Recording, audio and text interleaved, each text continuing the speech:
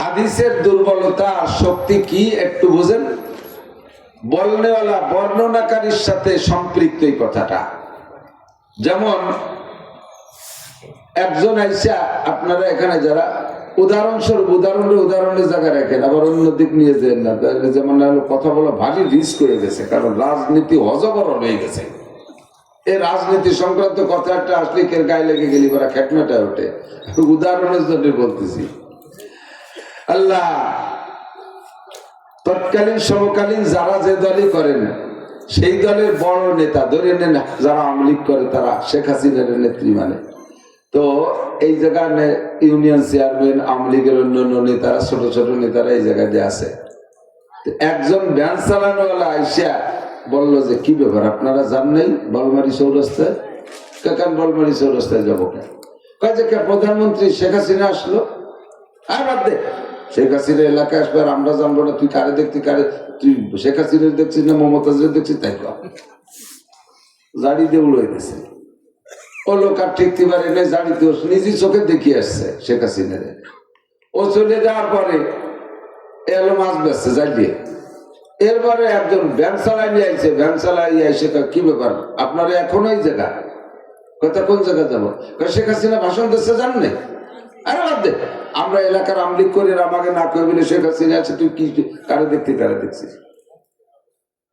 কিন্তু আগের বার যে জোরে জারি দিয়েছে, এবার সেকেন্ড ম্যান বলার পরে ওই জোরে জারি দেয়নি, কারণ একই কথা আর একজনও পায়। যদিও আগেরজন জ্বালিয়ে আর একজন জ্বালিয়ে ডাঙ্গার জ্বালিয়ে নাকি আর একজন দুই নম্বর, তিন নম্বর এক মেয়াতর কুদাল গাড়ে সে এসে করে, আরে ভাইজান পারলেন না দেখতে, এই যে চলে গেল শেখ হাসিনা। এবার সম্পূর্ণ দুর্বল। ঘটনা কি কয় একই কথা, কিন্তু বর্ণনাকারী তিনজন কোন সাইজের? একজন ভ্যান চালানি, একজন মাছ বেচা চাইলে, আর একজন সুইপার মেথর। তিনজন কথার দিক দিয়ে ব্যক্তিগত ভাবে খুব দুর্বল। এদের তিনজনের কথা খুব খাচ্ছে না, কিন্তু তিনজনে বলার পরে এই জায়গায় যে কয়জন ছিল চেয়ারম্যান মেম্বার সব দুর্বল হয়ে গেছে। এ তাড়াতাড়ি ফোন দিদি, ফোন দিয়েছে আব্দুর রব ভাই ছিল ওই জায়গা, ওনারে ফোন দিয়েছে, কি খবর আব্দুর রব? হ্যাঁ এই তো, এই যে কেবল 10 মিনিট কথা বলছেন, তুই চলে গেলে এতক্ষণ ব্যাটি ভাড়া ধরছে। এখন এই তিন দুর্বল বলছে বিদায় শেখ হাসিনা যে ওই জায়গায় আসছে, খবরটা কইছে তিন দুর্বল। এই তিনজন দুর্বল মানুষ বলার কারণে কি হাসিনা আসার পরও কি আসা হয় নাই? আসা না না, কইছে জাইলিয়ে মুসি নাপি দুপা ইরা কইছে, এতে কি হাসিনা আসলেও আসা হয় নাকি? আশা হয়েছে কি হয় নাই? আশা হয়েছে কি হয় নাই? সে তো আসছে, অরিজিনালি আসছে, পরে খবর নিয়ে দেখা গেলো আসছেই, দেখা গেল আসছে। এখন এই খবরটা যদি ওই তিনজন না, চেয়ারম্যান সাহেব এসে যদি এখানে বলতে, আরে কপাল আজ একটা ঘটনা ঘটে গেছে, কেউ রে না কয়ে প্রধানমন্ত্রী চলে আসছে, তাহলে চেয়ারম্যান একা করলেই সবাই গ্রহণ করতেন।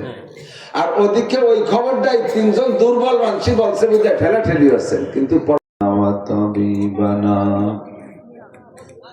وطبيب قلوبنا ومولانا محمدا عبد الله ورسوله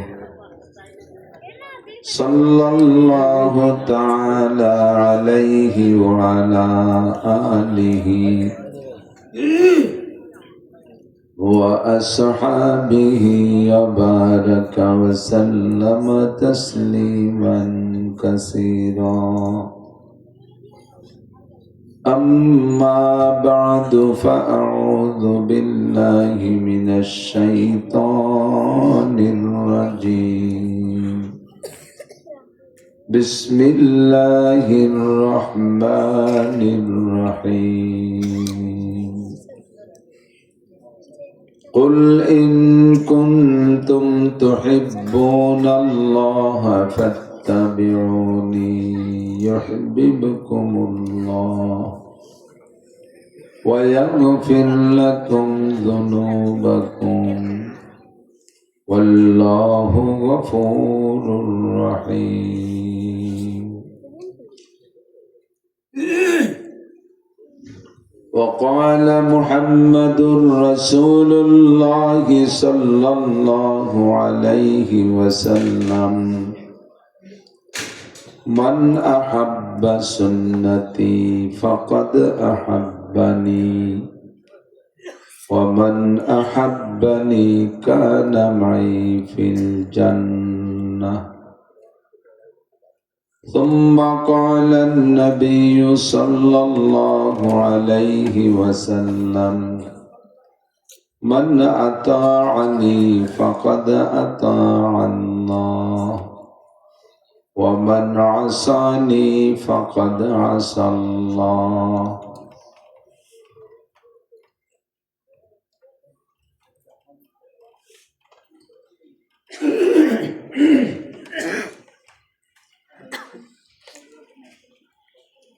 صدق الله مولانا العظيم وصدق رسوله النبي الكريم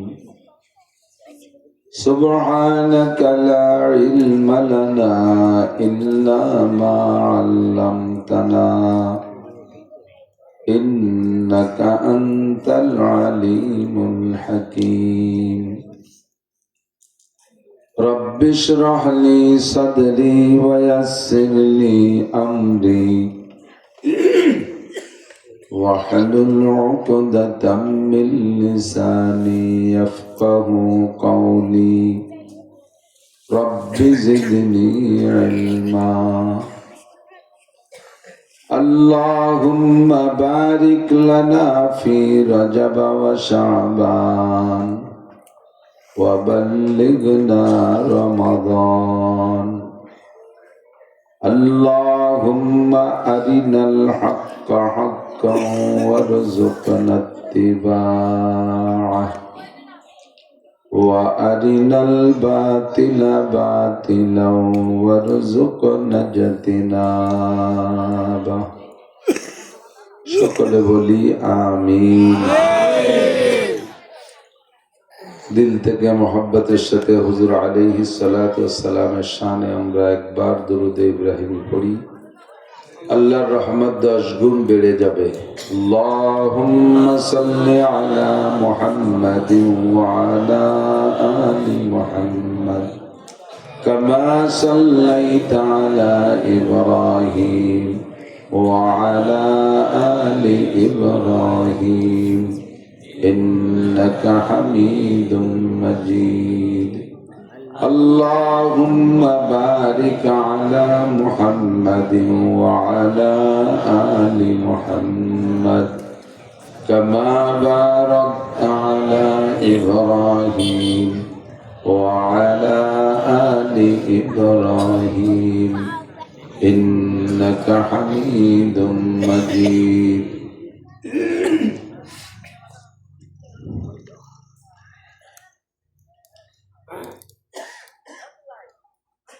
মুজিব ইবনে আব্দুল আজিজ হাফেজিয়া মাদ্রাসা এতিমখানা জালিয়াডাঙ্গা বলমারি ফরিদপুর বাংলাদেশের উদ্যোগে আয়োজিত ৬ষ্ঠ বার্ষিক ওয়াজ মাহফিল। মাহফিলের সম্মানিত সভাপতি জনাব হযরত মাওলানা নজরুল ইসলাম সাহেব, এ অঞ্চলের উলামায়ে কেরাম, আজকের মাহফিলের মাদউ উলামায়ে কেরাম, মাদ্রাসার যোগ্য মোহতামিম সাহেব হুজুর, যোগ্য আসাতিজা কেরাম, আজিজ আমতুল্লাহ, মাহফিল ইন্তজামী কমিটির সকল সদস্যবৃন্দ, প্রাণ প্রিয় দেশবাসী, অত্যন্ত দামি মাস শাবান মাস শুরু হয়েছে। আল্লাহ পাক রব্বুল আলামিন আমাদেরকে এই অঞ্চলের হাজারো লাখো মানুষের মধ্য থেকে বাছাই ছাঁটাই করে সাময়িক জান্নাতের বাগানে বসার জন্য যোগ্য মনে করে আমাদেরকেই ডেকে নিয়ে আসছেন।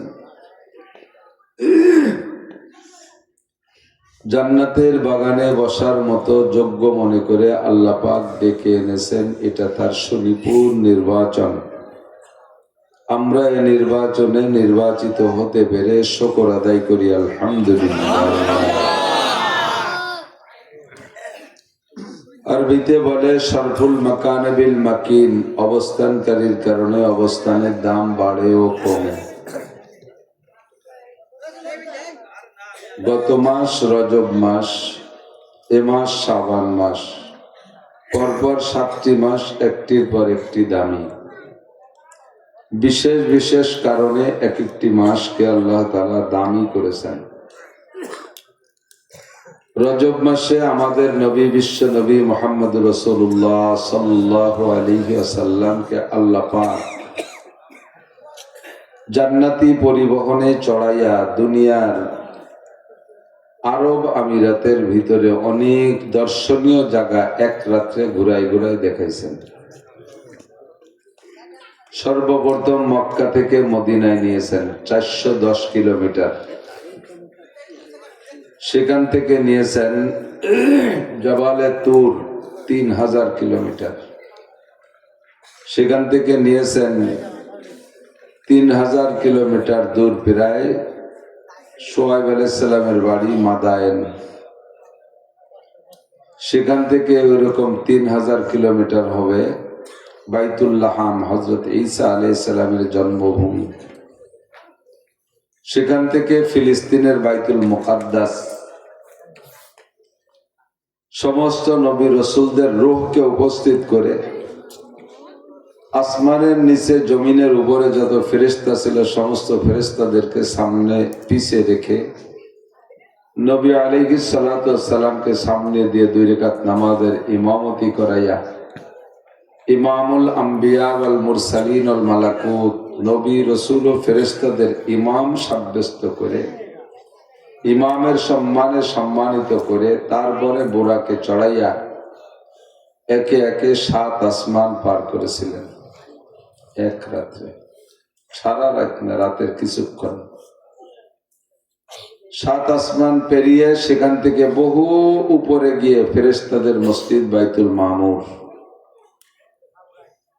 দুনিয়ার মুসলমানদের কিবলা কাবা ঘর আর ফেরেশতাদের কিবলা আসমানের উপরে বাইতুল মামুর, সেটা হুজুর দেখলেন।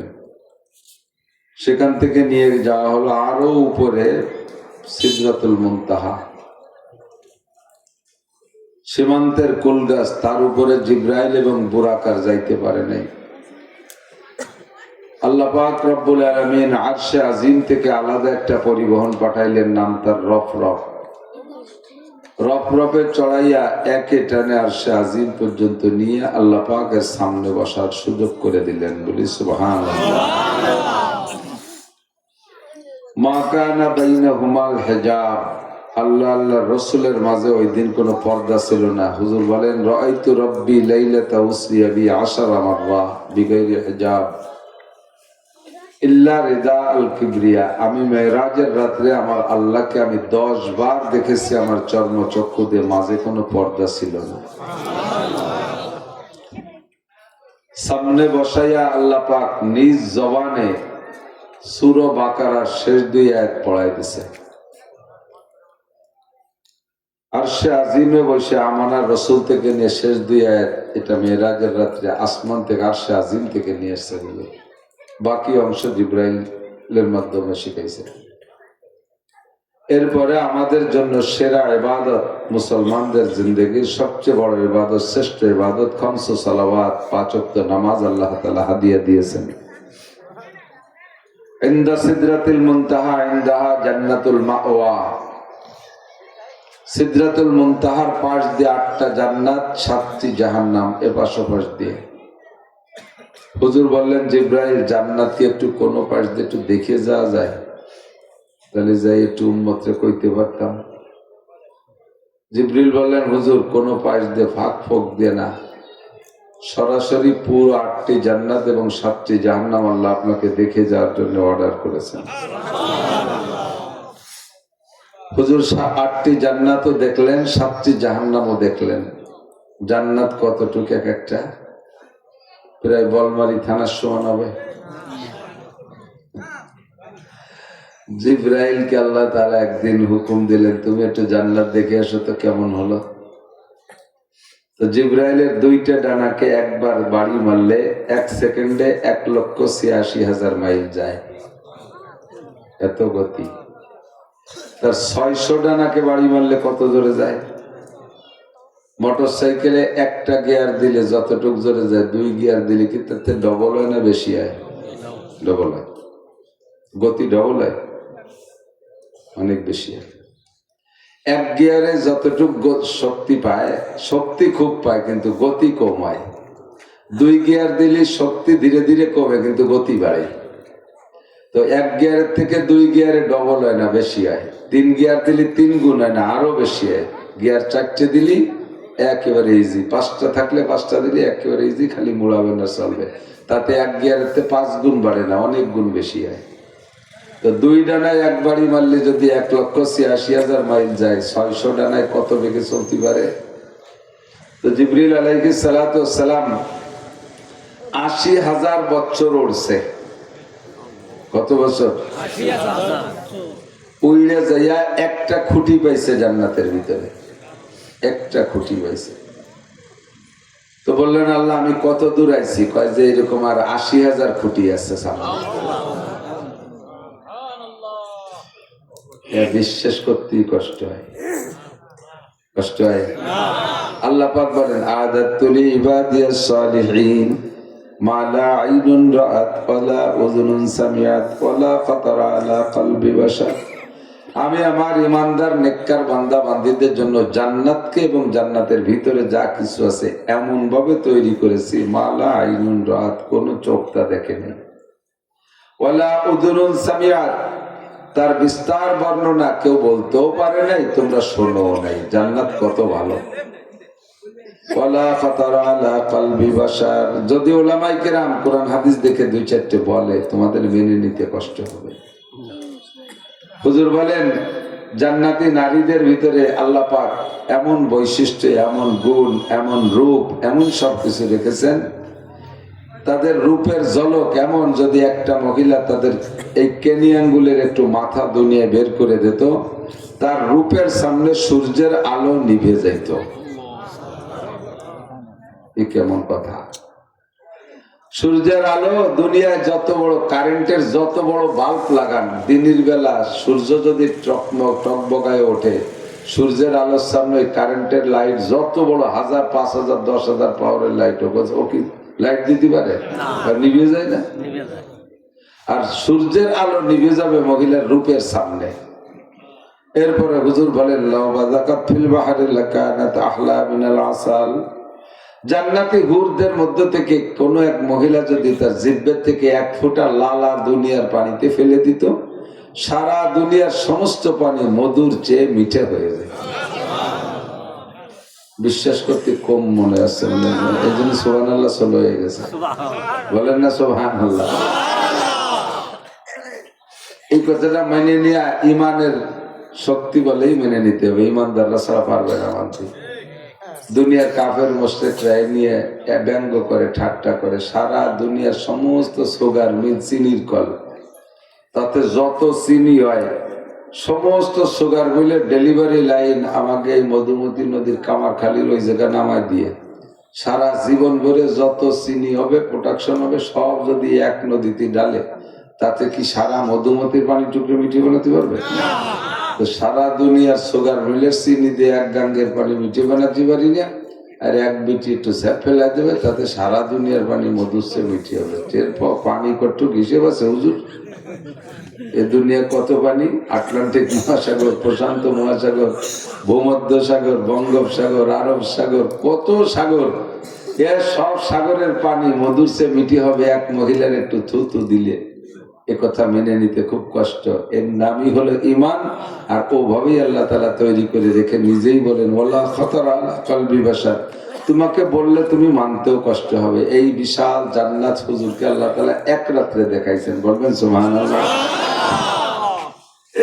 এরপরে দেখে এসে বললেন যে জিবরাইল, এই পাশে যে কালা কালা অন্ধকার অন্ধকারটা এগুলো কি? কয় যে এইগুলো হলো জাহান্নাম। তাহলে ওর তো দায়িত্ব আটা যাবে না। কয় যে না, ওটা আপনারা ঘুরে দেখে যেতে কইছে। ওর মধ্যে ঢুকলি পুড়িয়ে টুড়িয়ে যাব না। যে আপনি যার সাথে সাথে জাহান্নামের সমস্ত কার্যক্রমকে আল্লাহ তাআলা স্থগিত করে দিবেন। আপনার জন্য জাহান্নামের সমস্ত সাজা শাস্তি আপনার গায়ের জন্য হারাম, স্পর্শ করা হারাম। হুজুর ঢুকে সব ঘুরে ঘুরে দেখে আসছেন এক রাত্রে। এই রাতটা হলো রজব মাস, গত মাসে 26শে রজব দিবাগত রাত। এমন আজীব ঘটনা যে মাসে ঘটে, মাসটা বড় উল্লেখযোগ্য হওয়া দরকার না?